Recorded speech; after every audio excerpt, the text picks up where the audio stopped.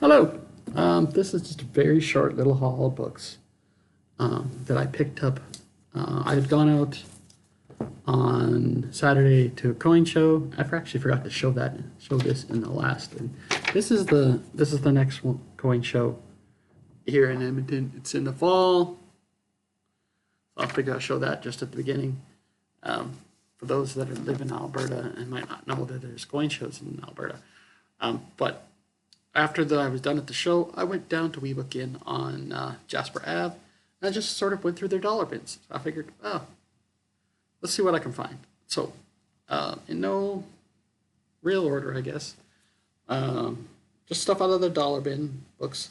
We got Batman Year 1, 1995 Annual, number 19. So, and I haven't really looked up too much about these details yet, but I like to collect annuals of the various DC titles, but I just like collecting annuals in general because there's no way when it comes to some of the books that are out there that exist, the runs are so long. There's no way you can get them all. There just isn't.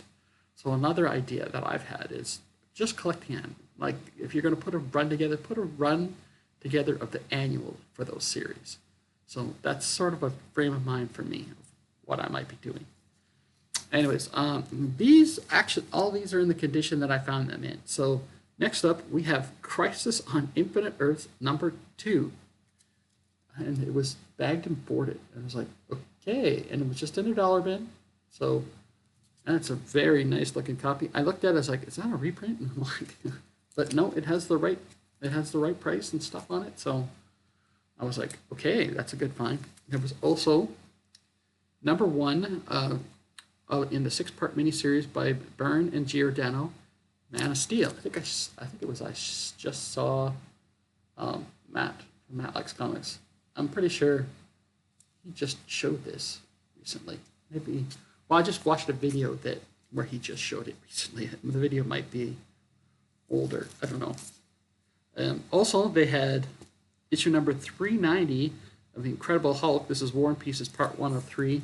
This is the cover with Hulk using a machine gun. I saw that on the screen recently, and then I see it. Oh, it's in the dollar bin, and it's bagged and boarded. I might as well. And this one, it says $2 on the price sticker, but it was $1. It was in the one. But bagged and boarded. We got Spider-Man, issue number 22 from Volume 2, and Revenge of the Sinister Six, Part 5. So that's an Eric Larson cover, I believe. It's a Larson cover, I'm pretty sure. Not a McFarlane cover, but still, I love collecting. When that series came out, back in the day, I actually picked up and read some of it. I didn't pick up everything, but it was like, I liked it at the time without knowing who McFarlane was, and without knowing who Larson was, and I was reading that. But I think it was Web of Spider-Man I was reading more often. That and Peter Parker, Spectacular Spider-Man. Those were my titles because I lived in a small little town and you couldn't really get Amazing Spider-Man. Or if they had them, they went off the shelf so fast I barely ever had. I think might have gotten a few issues here or there, but it was more Spectacular Spider-Man that I was able to get on a regular basis. Wait a minute. No, in the 90s. No, in the 90s I was living in Edmonton already. So I don't know where my mind is sometimes, but when I was living in Forestburg, Alberta, little small rural community, shout out to everybody in Forestburg, hello. We had basically one or two places that had comic books, and so picking up stuff was whatever you could get whenever you could get it, which is why I had a subscription to both G.I. Joe and Transformers initially. But my parents said, you have to pick one. So I picked Transformers and I stuck with it.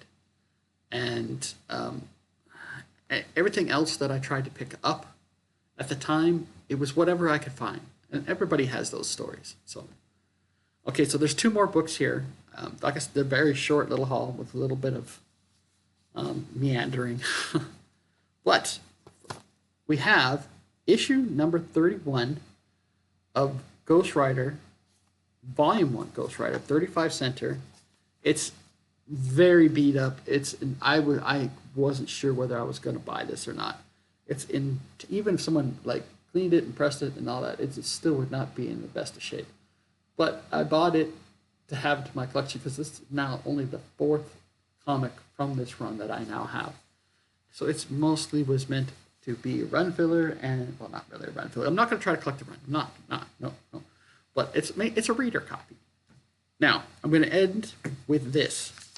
This one has me a little confused. It's one of two things. It's either a misprint with where one of the colors was not printed properly on the cover, or it's faded.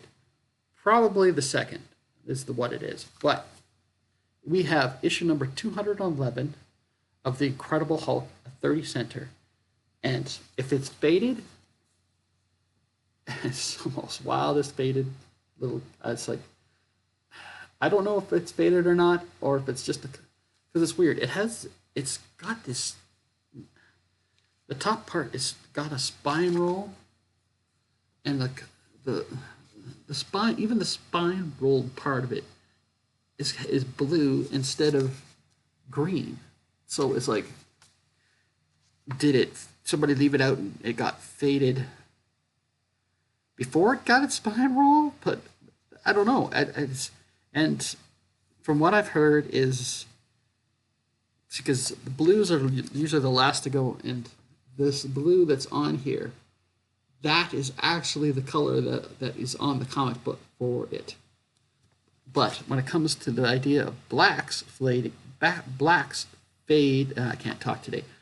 Blacks fade into brown, from what I understand. And the blacks, to me, don't look like they're that faded. Maybe I'm wrong. Maybe somebody who knows more about how it works will tell me. Because if you look at the blacks, they still look pretty sharp. So I don't know. Is that a faded book? Or did somebody get the printing wrong on that book? And has anybody ever seen this comic faded or black, or like not faded, but like with a miscolor thing? I don't know. And I don't know enough to know. And yet, if you look at the back of the book, the colors look right on the back of the book. It looks like you got the reds where the reds are, and there is actually the greens. You can actually see the greens that are on it.